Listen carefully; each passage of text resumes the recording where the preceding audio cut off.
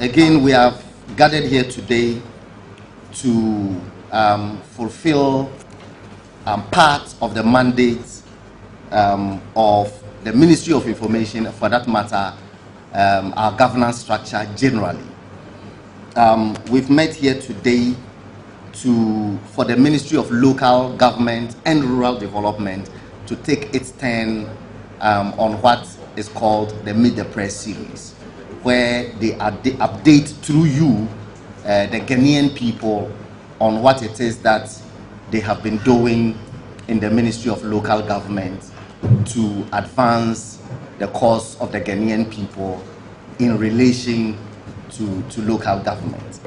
The person to do the delivery this morning is the Honorable Hajia Alima Mahama. She's Minister for Local Government and Rural Development. More importantly, she's Member of Parliament for Nalerigu Gambaga. It is my pleasure to join you today to give an account of what our ministry has been doing in the last 12 plus 4, in the last 16 months. In the last 16 months. And I'll quickly go through our vision and our objectives. The vision of the ministry is to deepen decentralized governance for equitable and balanced development at the local level. That's our vision. And the mission following the vision is also to deepen decentralized governance at the subnational level through the formulation of policies and plans, coordination, monitoring and evaluation of programs using professional staff and appropriate technology for national development. We have a number of head offices and departments. First is the ministry's headquarters, then the Office of the Head of Local Government Service, the Department of Community Development, Department of Parks and Gardens, Births and Deaths Registry, Institute of Local Government Studies, Office of the District Assembly Common Fund, the Social Investment Fund. These are the organizations and departments under the ministry. Consistent with the government's coordinated program for economic and social development, we have outlined our objectives within the medium-term frame. And these are to deepen political and administrative decentralization, improve decentralized planning, strengthen fiscal decentralization, improve popular participation at regional and district levels, promote resilient urban development, enhance quality of life in our rural areas. And we have expected outcomes, hoping that when we achieve this objective, certain outcomes should be there. Our impact should be evaluated based on these outcomes. 1, increased participation of the citizenry in democratic governance. Increased funding and financial management of MMDAs. Improved administrative and human resource capacity of MMDAs. Increased economic growth at the local level, and improved service delivery at the local level. We are focusing first on decentralized local governance. As you all know, we've had our appointments and orientation of newly appointed MMDCs. The nominations and confirmation of the MMDCs was a historic one, as a total of 200 out of 216 nominees were duly confirmed by their assemblies. And majority of them had overwhelming approval from their assemblies by their first appointments. So 200 were confirmed outright, and they didn't have to go other rounds. And we achieved 16% representation of female MMDCs, numbering 34, as against 8.8% female representation in 2018. One may say 2016, as against 8.8% in 2016. One may say, oh, 16% is not an achievement, but we've never gone 10%. We've never had 10% female representation of MMDCs.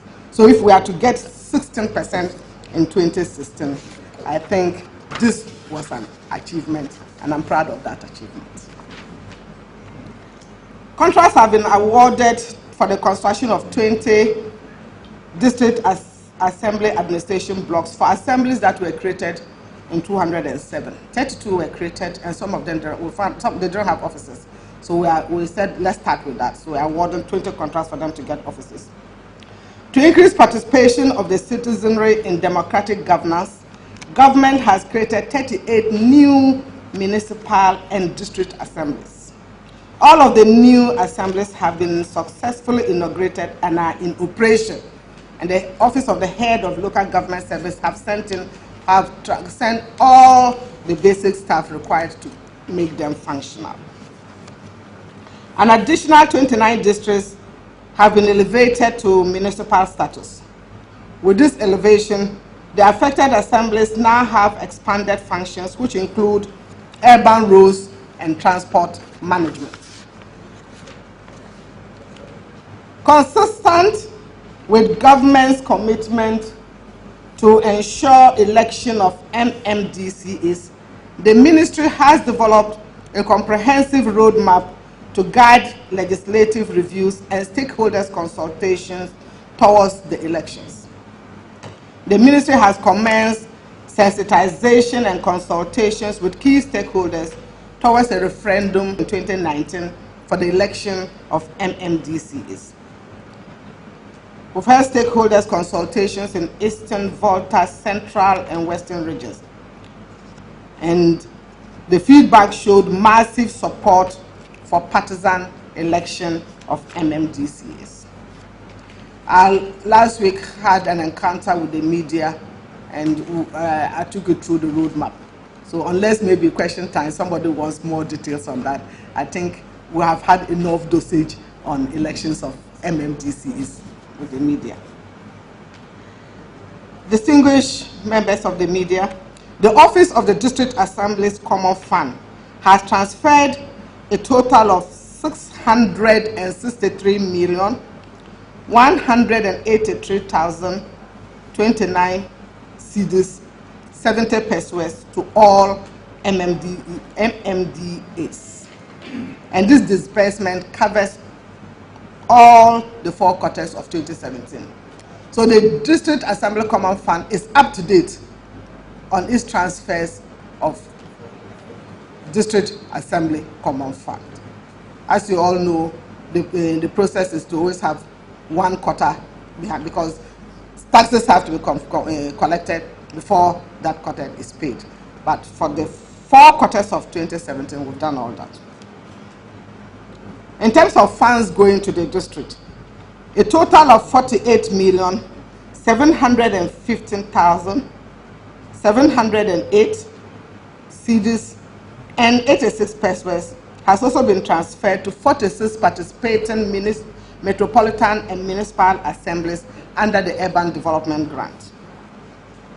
Also, through the District Development Facility, that is DDF, and for an assessment tool, a total amount of 204 million is also being transferred. We're in the process of transferring, we've done some but not.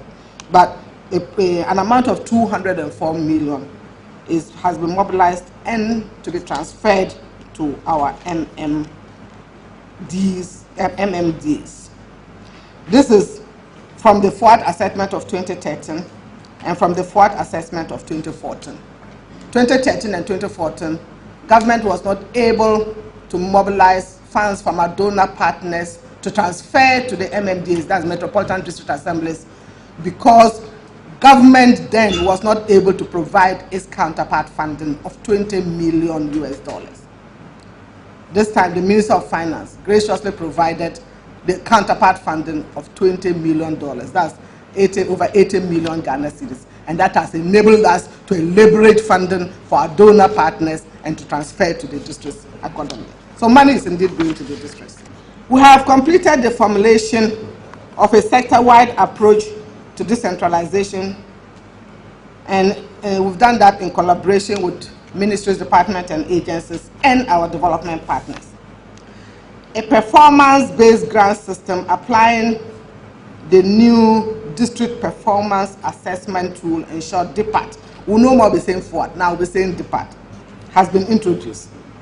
And the responsive factor of the District Assembly Common Fund replaces counterpart funding, and it now serves as a trigger for the release of funds by our development partners to be transferred to the districts under the performance grant system.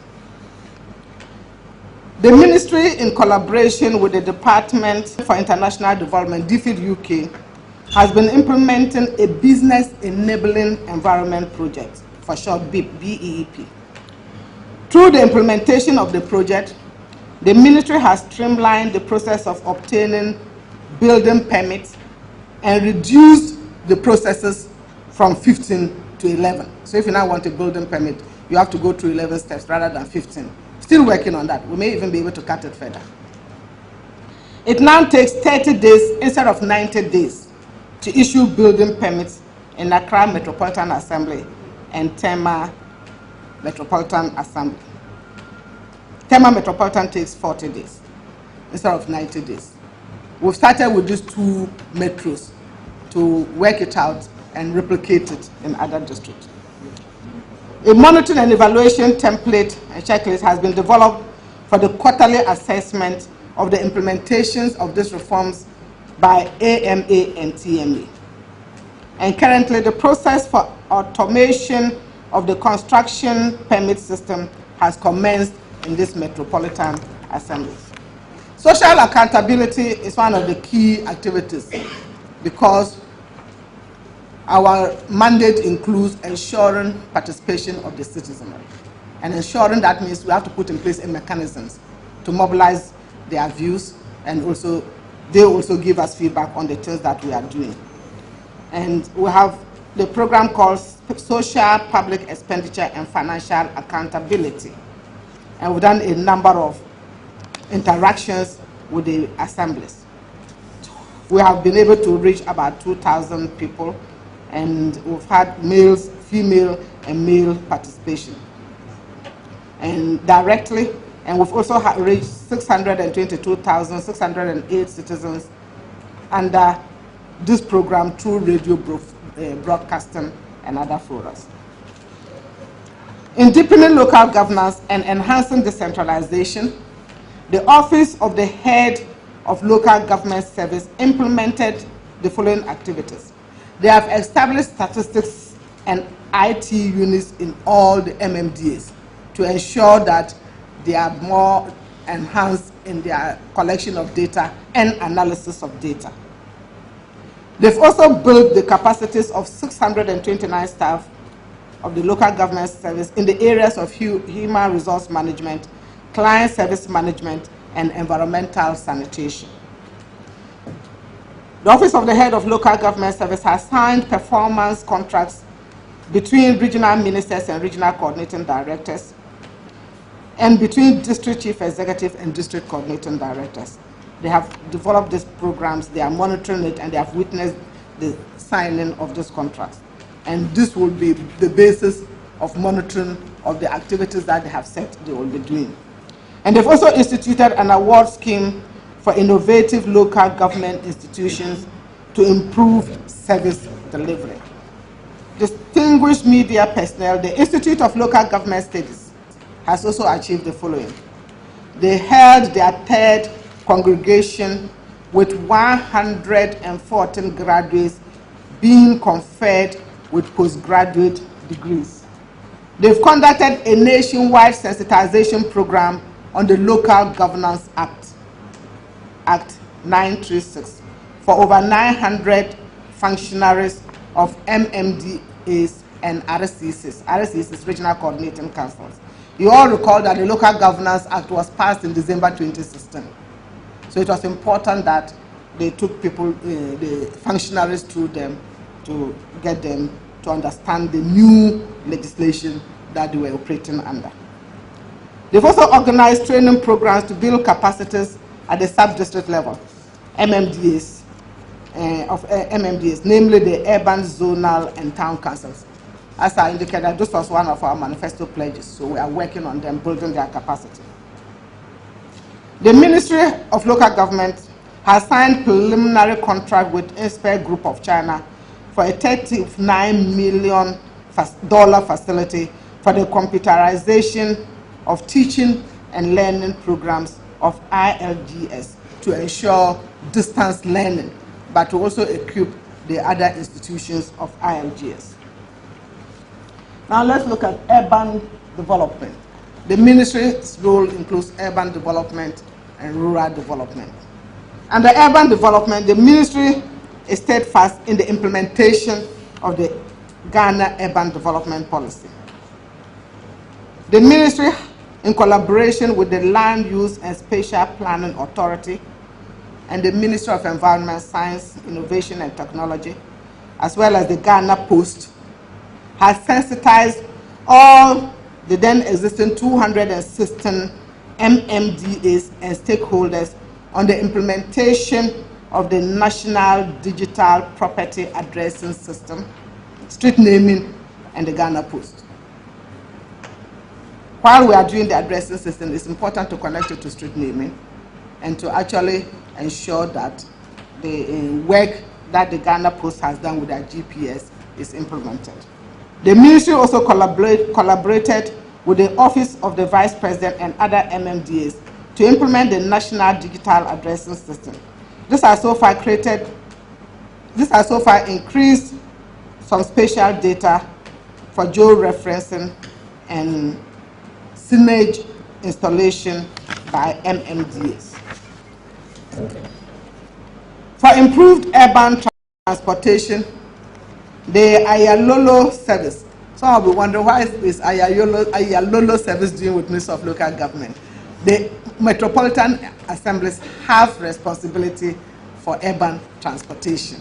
So in collaboration with Ministry of Transport, the Ministry of Local Government developed this transport scheme, the Ayalolo. And since the service was rolled out in December 2016, we have been able to improve ridership.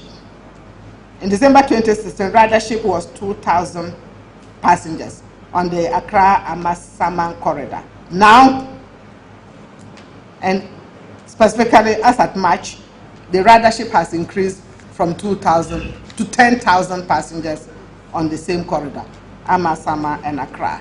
And in collaboration with the Ministry of Transport, we are developing another corridor, Accra-Adenta. Unfortunately, our pictures are not clear. We wanted to show you some of the pictures, but they are not clear. But I'm sure you've all seen the buses, the Ayalolo buses.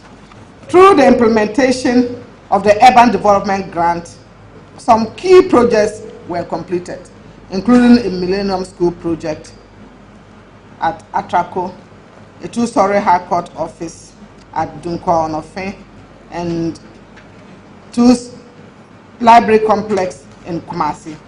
Other projects under the UDG include bus terminals, health centers, nurses' quarters, and so many that we have put the pictures out that, and as I indicated, the details will be in the document. The redevelopment of the Kumasi Central Market and KJTIA infrastructure is progressing steadily. The project comprises 8,200 market stores and stalls and will be completed in December 2018. The second phase of the KJTIA market has been initiated to complement the first phase. It's in 2 phases. So we've done, and the first phase will be completed, and the second phase we are working on starting it. The Department of Parks and Gardens has also continued to do its landscaping and design works, especially in Flagstaff House, Peduasi Lodge, and other state houses and ceremonial gardens. They've been able to cover a total run area of 880,524 square meters, beautifying as well as maintaining them. We have a project called Ghana Urban Management Pilot Project. And for the period, though this was started earlier on, we have come in to complete these projects. We haven't abandoned any projects. We are completing all the projects. And we've ensured that the monies have been transferred and monitored for the completion of the project. This includes an engineered landfill at Oti, modern markets at Old Tafo, Asawasi, and Agogo in Den KME. In Tamale, we've completed an abattoir, drains and other community upgrading projects in Tishigo and Mushuzungo, lorry terminal at Abuabo, and also Gumani storm drain is about 95% completed. In Sekondi Takrady, we've done a number of programs including modern garages. We've completed a skills development center at Kokompe and upgrading the road and drainage systems in these places. Additional garages too are on course. In Ho, we've had an abattoir completed, and we've completed an engineered landfill. The reconstruction of the whole central market, Loss 2 and Loss 3, are at various stages of completion. And we are on course to complete this project by June, because that's the end date of the program, the GAM project. Now, ladies and gentlemen of the media, let's look at rural development. Rural development is a key mandate of the ministry. We do urban development, we focus on decentralized planning, but we also focus on rural development. It's a key part of our program.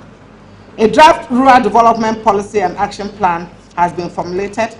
The ministry has started organizing regional consultations to validate this policy. The policy aims to provide a framework and towards a coordinated intervention in rural development and to improve on the standard of living of our people in the rural areas. The ministry, in collaboration with the Irrigation Development Authority and Ministry of Food and Agriculture, identified 1,221 potential dam sites suitable for One Village, One Dam program. Of this number, we have applied funds using our leverage from various programs that we have in the ministry. We have applied funds and conducted technical appraisals of 5 sites of 64 districts.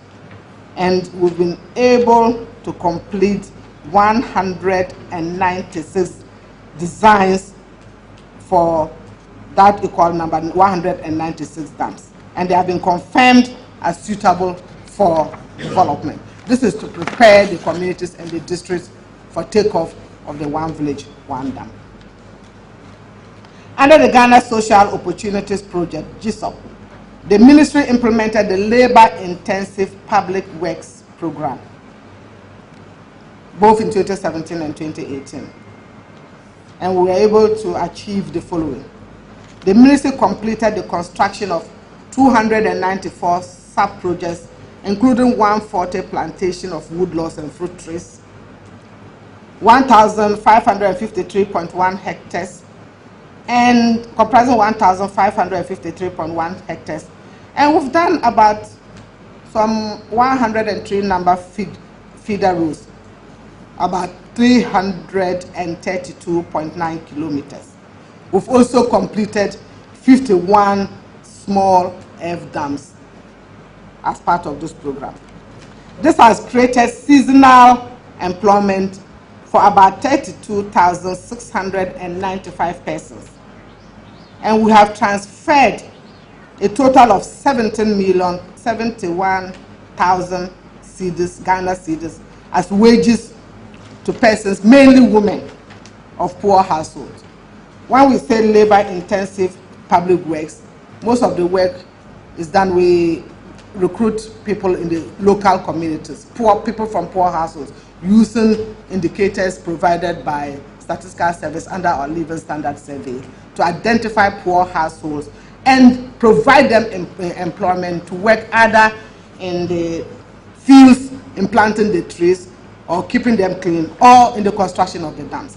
And through this, for the period, we've been able to transfer 17.71 million as wages through the switch transfer system to these persons of the poor households. Again, we have some pictures, but unfortunately, they are not clear.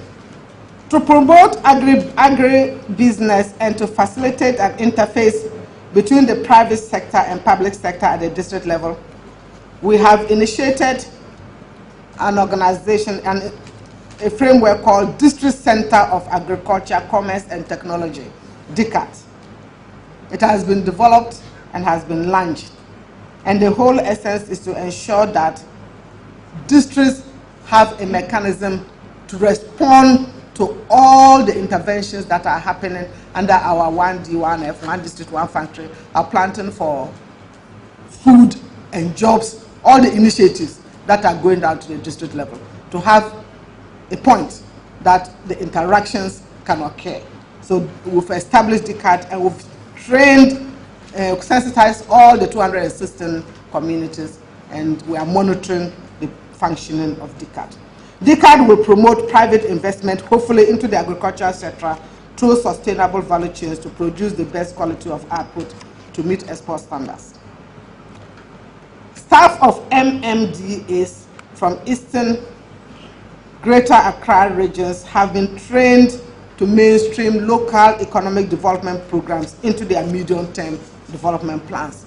So if we are to pick their medium-term plans, you will see a movement from service delivery to economic program. They are, over the period, integrating economic development, economic growth issues, not just service delivery programs, in their medium-term plans. And I mean the MMDA's medium-term plans.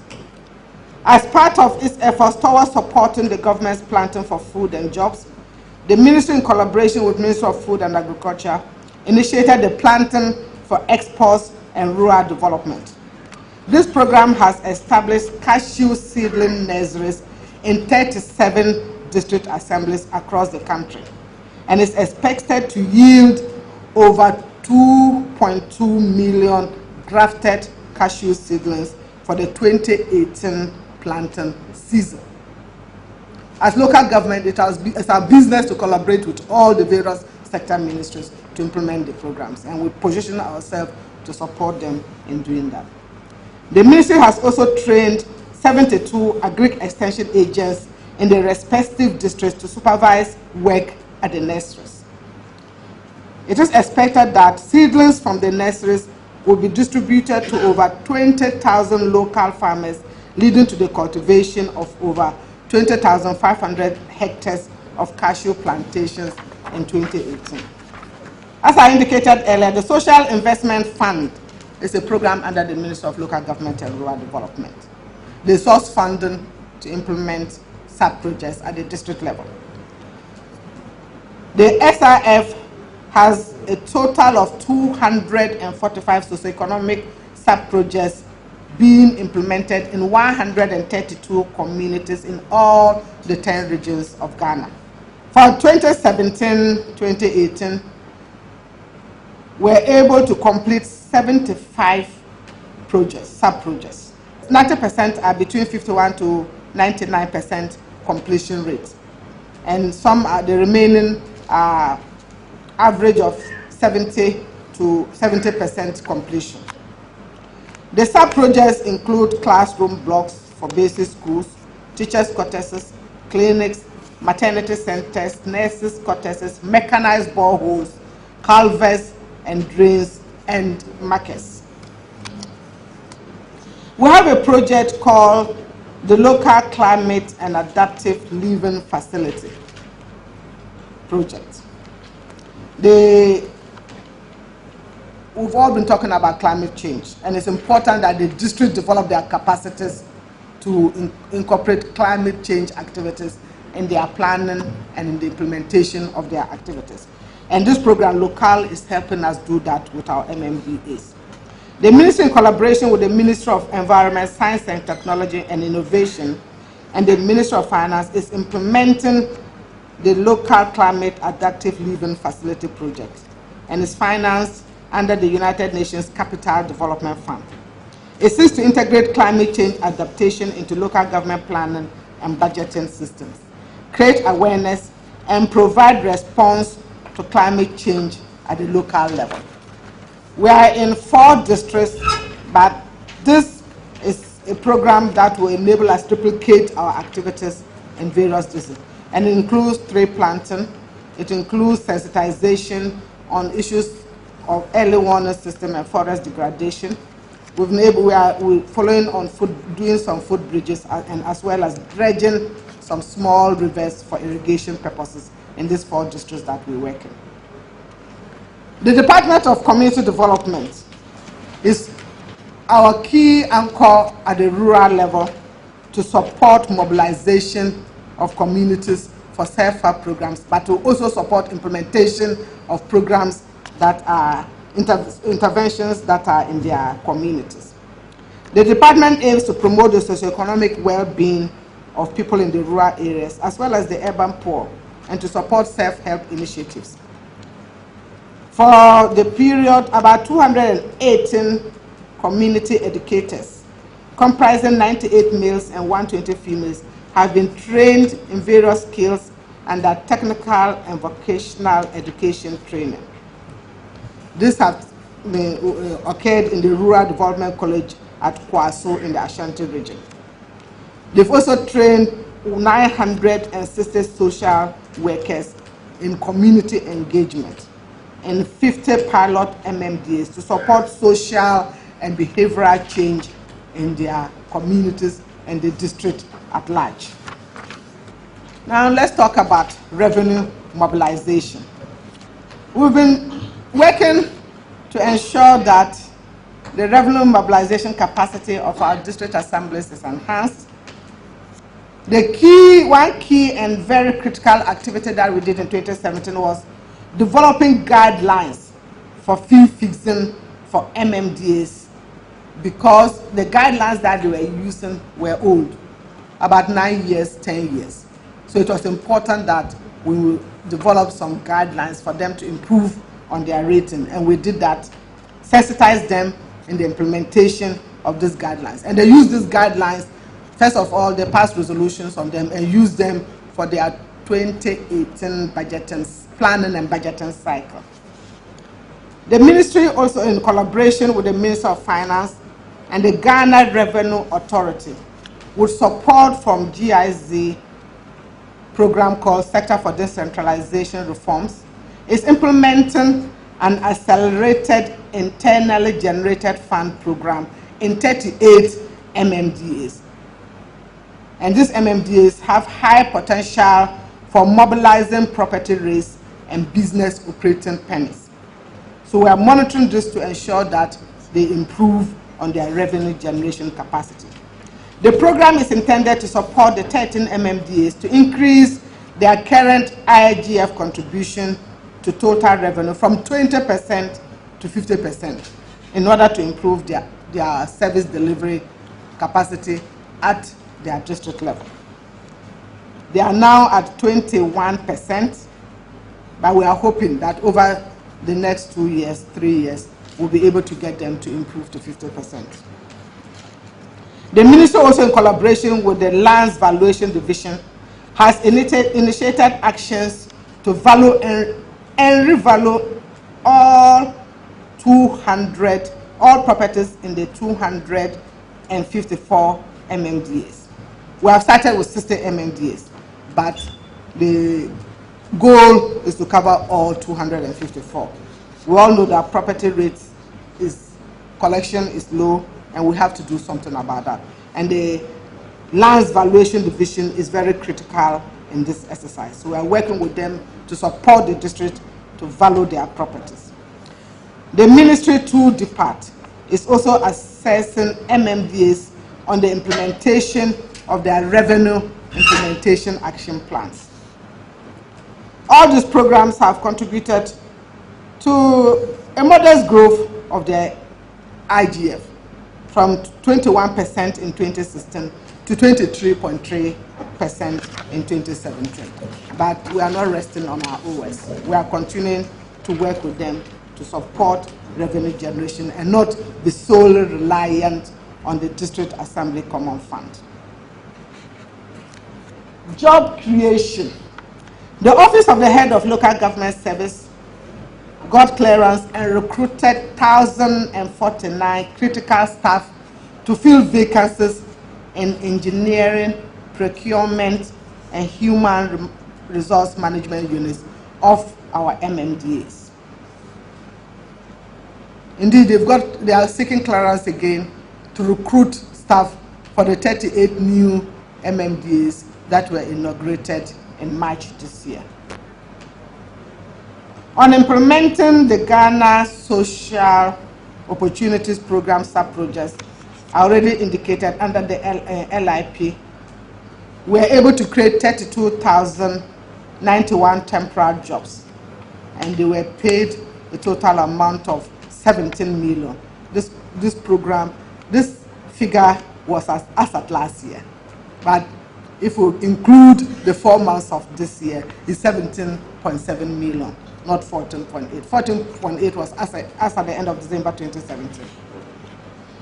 951 youth comprising of 279 males and 572 females have also have been trained, and they have been equipped with skills and technical vocation education to enable them establish their own small businesses. And they are being supported by community development to do that.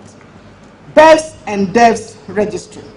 The BEVS and DEVS registry was able to register 551,933 BEVS, representing 64% of the projected target of 861,447 BEVS.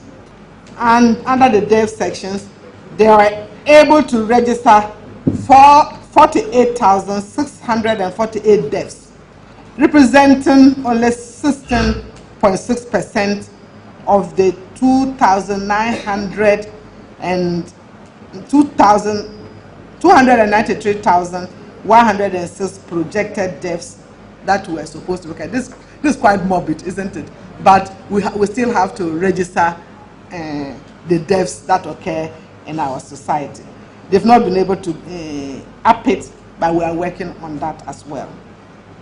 Community registration program was expanded to 32 communities and registration center. To 32 communities. And we've been able to establish also 26 registration centers in our rural communities. You all recall that there was issue about BEVS and DEVS, and I responded in Parliament talking about a new law that will take care of all the other issues that we need to amend and to decentralize the BEVS and DEVS registry. To this extent, we've formulated a draft registration of BEVS and DEVS bill, and this has been reviewed by the Attorney General's Department, and hopefully we'll be sending this to Cabinet and to Parliament, and we'll be facilitating the process for the passage of a new BEVS, a new registration of BEVS and DEVS law. The registry has also completed training and installation and deployment of ICT systems meant for the transformation of the registration process of BEVS and DEVS. The system has been installed in all the registries in 216 MMDAs, and we are currently test running it. The ministry, through the BEVS and DEVS registry, is collaborating with the National Identification Authority to issue the Ghana card. This is another assignment that the BEVS and DEVS registry is doing, because the NIA will need to use the BEVS certificates as part of the evidence for the registration. And we are collaborating with them in this regard. Having talked about our performance and our successes, let's look at our outlook for the period 2018 to 2021.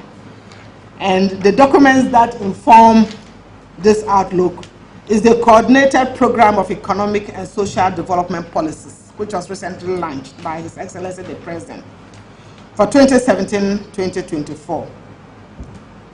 The National Public Sector Reform Strategy Document 2018-2023. The Urban Development Policy, the Rural Development Policy, and the National Decentralization Policy Framework 2. The sector development programs are quite a number, and we've been able to talk about some of them already. But key among them is election of MMDCs, working on improving the revenue generation capacity of the MMDAs, at least moving from 21% to 35%, reviewing and devolving all Schedule 2 departments of 2020. There are certain departments that are supposed to be decentralized to the district. The exercise started. We need to continue and complete this exercise in collaboration with head of the Office of Civil Service and the Public Sector Commission. We are hoping to continue with the street naming and property addressing system and move from the current 41% to 60% by 2020. We'll be reviewing our national urban policy. We'll be passing some legislations, as I indicated, the registration of the Births and Deaths Registration Act. Through the Office of the Head of Local Government Service, we'll work to deepen inter-service and sectoral collaboration and cooperation. Local government working on intersectoral collaboration and cooperation is very key. And we're working on that with the support of the Office of the Head of Local Government Service. We will provide tailor-made and customized training for staff and members of MMDCs and RCC, as well as other interested organizations through the Institute of Local Government Service. The Rural Development Policy and Action Plan will be implemented through now to 2020 or 2022. We will work on the reduction on financial irregularities at the MMDA's level. This will be done in collaboration, of course, with the Audit Service and Common Fund Office and Ministry of Finance. We are working on, and hopefully would be presenting a local government financial management bill for passage in Parliament. And we would work on retooling the Community Development Vocational Technical Institutes in collaboration with COVET, expanding our coverage for births and deaths, as well as our coverage for parks and gardens. In addition to these activities, there are ongoing projects that are ending, either some in June, some in December 2016. And we are working hard to ensure that the second phase or third phase of these projects are put in place. One is the finalization of a Ghana Secondary Cities Program, a $100 million facilities for urban projects in partnership with the World Bank. The program will replace what I was talking about as the Urban Development Grant under what is called the Local Government Capacity Support Project, which ends in June this year. But as of last year, we knew the program was ending. So we started working with the Ministry of Finance and the World Bank. And now we are certain that we are going to get $100 facility to continue with the programs, $100 million facilities to continue with the program in providing infrastructure and other services, socioeconomic services in our municipal, and especially in our municipal towns. We are also working on the preparation of a Ghana Productive Safety Network project with the World Bank and the Ministry of Gender, Children and Social Protection. The World Bank and DFID is pledging to put out $75 million for this program. This project will be implemented jointly with the Ministry of Gender, Children and Social Protection, and it will continue to focus on support for poor households in Ghana. The labor-intensive project that I talked about and the transfers that we were able to make 70 million to poor households were done through this program. And they have evaluated it, they saw that it was a success. So we are going to get a combination of combined support from World Bank and DFID of 75 million to work on this program with the Ministry of Gender, Children and Social Protection. Ladies and gentlemen, let me take this opportunity to thank the staff of Ministry of Local Government and Rural Development for your support. They say I have to thank you publicly for the support you've given for us to achieve these activities in the last 16 months. And definitely my hard-working deputy ministers. I'd like to say a very big thank you for the collaboration. They're standing solidly behind me, and I would like to acknowledge them and to acknowledge their support.